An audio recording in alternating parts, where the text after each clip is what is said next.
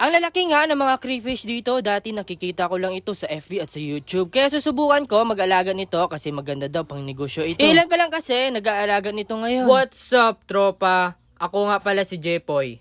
Tamad, pero may pangarap sa buhay. Kaya umagang-umaga, alauna na ng hapon. Dahil may bakante dito sa mga kulungan ng mga baboy namin, tapos may mga rift tub din ako dito na hindi na nagagamit. Kaya susubukan ko mag-alaga ng crayfish kasi maganda daw ito pang negosyo ngayon. Kasi ilan pa lang daw ang nag-aalaga nito ngayon. Ito dati yung mga rift tub ko nung nag-aalaga pa ako dati ng mga ornamental fish. Pinagkakitaan ko din yung mga isdang tamad ko dati, kaso lang napabayaan ko na nung gagraduate na ako sa college. Busy na ako sa time na yon, kaya yung ibang alaga ko dito binigay ko na lang, tapos yung iba namatay na lang, kaya binigay ko na lang ang natira. Kawawa naman pag naubos sila. Dahil kakabahalan dito sa amin, buti na lang hindi tinangay ng tubig baha yung mga ref tub ko. May nagme-message din dati sa akin, gusto nila bilhin yung mga ref tub ko kasi alam nila hindi na ako nag-aalaga ng mga ornamental fish. Sa time na yon, nandun kasi ako sa Iloilo, kaya hindi nila nabili yung mga ref tub ko. Buti na lang talaga hindi ko ito nabenta kasi pwede ko pala ito pagkakitaan ulit.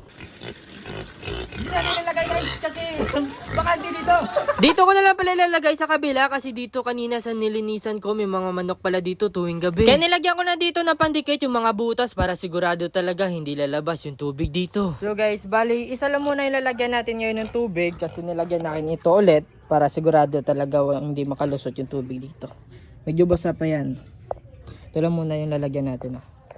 Let's go. Kaya nagpatulong na ako dito sa pinsan ko para mapabilis yung trabaho ko dito. Bale, isang ref tub lang muna yung lalagyan ko dito ng tubig kasi yung isang ref tub dito kakalagay ko lang ng pandikit. Ayun. Nagana. Kaso wala ito yung parang ganito. Parang ganito. Kaya kinabukasan bumiyahe na kami dito papunta sa kukunan namin dito ng crayfish.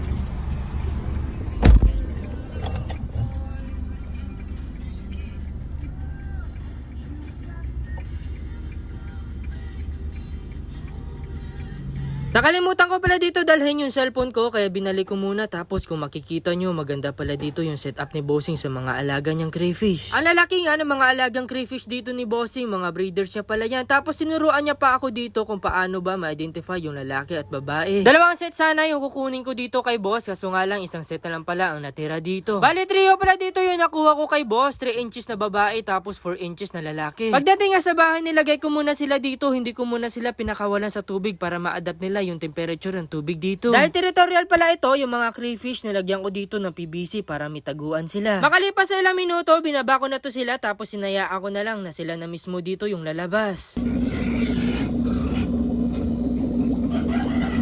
So, hanggang dito na lang tropa. Salamat sa panonood. Kita-kits na lang tayo sa susunod nating video. Paalam.